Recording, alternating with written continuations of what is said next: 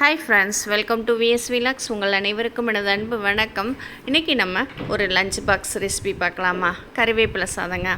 இந்த பொடியை மட்டும் நம்ம தயார் பண்ணி வச்சுக்கிட்டோம் அப்படி வச்சுக்கோங்களேன். காலையில் எழும்பி சாதம் மட்டும் வச்சு தாளித்து இந்த பொடியை போட்டு கிளறி கொடுத்து விட்டோம் வச்சுக்கோங்க, ரொம்ப டேஸ்ட்டாக ரொம்ப ஹெல்த்தியான ஒரு லஞ்ச் கொடுத்துருக்கோம் அப்படிங்கிற திருப்தி நமக்கு இருக்குங்க.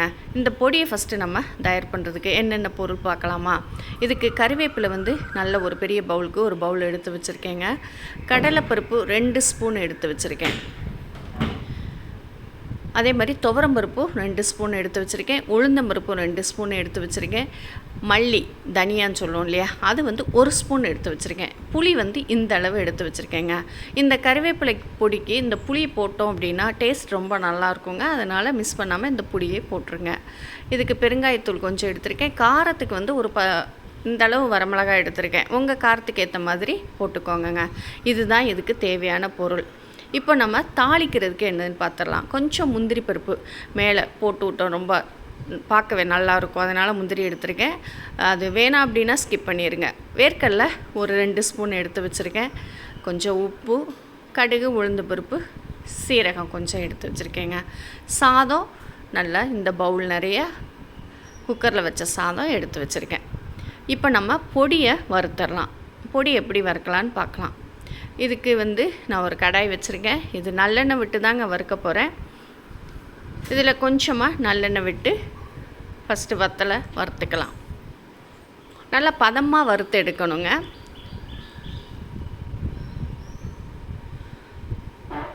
பருப்பு எல்லாமே நம்ம எண்ணெயில் தான் வறுக்க போகிறோம். அதனால் ஒரு 2 ஸ்பூன் எண்ணெய் விட்டுருக்கேன்.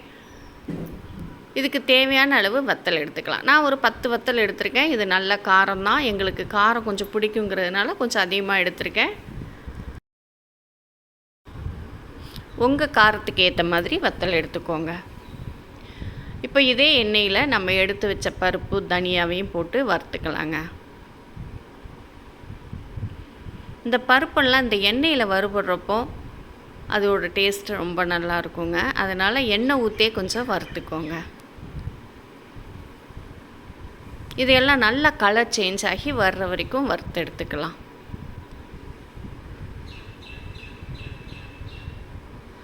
இந்த மாதிரி அளவுகளில் நீங்கள் கறிவேப்பிலை பொடி செஞ்சு வச்சுக்கிட்டீங்க அப்படின்னா சாதத்தோடையும் சாப்பிடவும் சரி, இட்லி, தோசை இதோடையும் சாப்பிட இது ரொம்பவே நல்லா இருக்குங்க. இந்த கறிவேப்பிலை பொடி ரொம்ப ஹெல்த்தியானதும் கூட. நம்ம குழம்புல கறிவேப்பிலை போட்டோம் அப்படின்னா நம்ம பிள்ளைங்களாம் எடுத்து தூரமாக வச்சுருவாங்க. இந்த மாதிரி பொடியாக செஞ்சு கொடுக்குறப்போ அவங்களுக்கு ரொம்பவே பிடிக்கும். இப்போ பருப்பெல்லாம் ஓரளவு வறுபட்டு வருதுங்க. நல்ல கலர் சேஞ்ச் ஆகி வறுபடணும். பருப்பு பாருங்கள், எண்ணெய்க்குள்ளே தான் வறுபடுது. இப்படி வறுத்தாதாங்க அந்த பொடி டேஸ்ட்டு நல்லாயிருக்கும். இதுலேயும் நம்ம எடுத்து வச்ச புளியை சின்ன சின்னதாக பிச்சு போட்டு வறுத்துக்கலாம். நம்ம பருப்பெல்லாம் வறுபட்டுச்சு. இந்த புளியும் 1 நிமிஷம் வறுத்துக்கலாம். இதுலேயும் புளியை லைட்டாக கிளறி விட்டதுக்கப்புறம் நம்ம எடுத்து வச்சுருக்கிற கருவேப்பிலையும் இதிலே போட்டு வறுத்துக்கலாம்.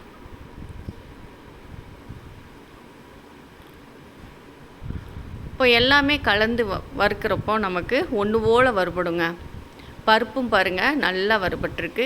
அதே மாதிரி கறிவேப்பிலையும் எடுத்து இப்படி கையில் எடுத்து பார்க்கணும், நல்லா வறுபட்டுருக்கணுங்க. ஈரப்பதமே இருக்கக்கூடாது. இதுக்கு தேவையான அளவு பெருங்காயத்தூள் போட்டேன்.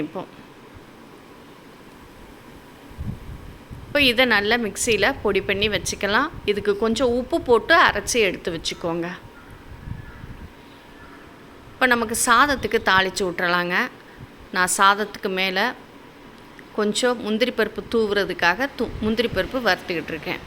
இது வேண்டாம் அப்படின்னு நினச்சா நீங்கள் ஸ்கிப் பண்ணிக்கோங்க. ஏன்னா பிள்ளைங்களுக்கு மேலே அப்படியே முந்திரி பருப்பாக பார்க்கும்போது ரொம்ப சாப்பிட தோணும். பார்க்கும்போதே அவங்களுக்கு சாப்பிடணும்னு தோணும் இல்லையா? அதனால தான் நான் கொஞ்சமாக முந்திரி பருப்பும் வறுத்து போடுறேன். போய் நம்ம தாளித்து விட்டுறலாம்.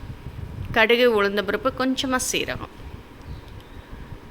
இதை நல்லா பொரிஞ்ச உடனே இதிலே நம்ம அரைச்சி வச்சுருக்கிற பொடியும் லைட்டாக வறுத்துக்கிட்டு அதுக்கப்புறம் சாதம் போடலாம். இல்லைன்னா சாதத்தை போட்டுட்டு கூட நம்ம பொடியும் போட்டு கிளறலாம். இதில் கொஞ்சம் வேர்க்கடலையும் போட்டுக்கலாம், டேஸ்ட்டு ரொம்ப நல்லா இருக்குங்க. வறுத்த வேர்க்கடலை, அதனால் சும்மா லைட்டாக சூடு பறக்க வறுத்துக்கிட்டால் போதும். இந்த ஸ்டேஜில் பொடியும் நம்ம போட்டுக்கலாங்க. பொடியும் போட்டு லைட்டாக வறுத்துக்கிட்டு அதுக்கப்புறம் சாதம் போட்டும் கிளறி எடுத்துக்கலாம். நான் பொடி நல்லா வறுத்து அரைச்சதுனால இப்போ தாளித்த உடனே சாதம் போட்டுட்டு அதுக்கப்புறம் பொடியை போட்டுக்கிறேன்.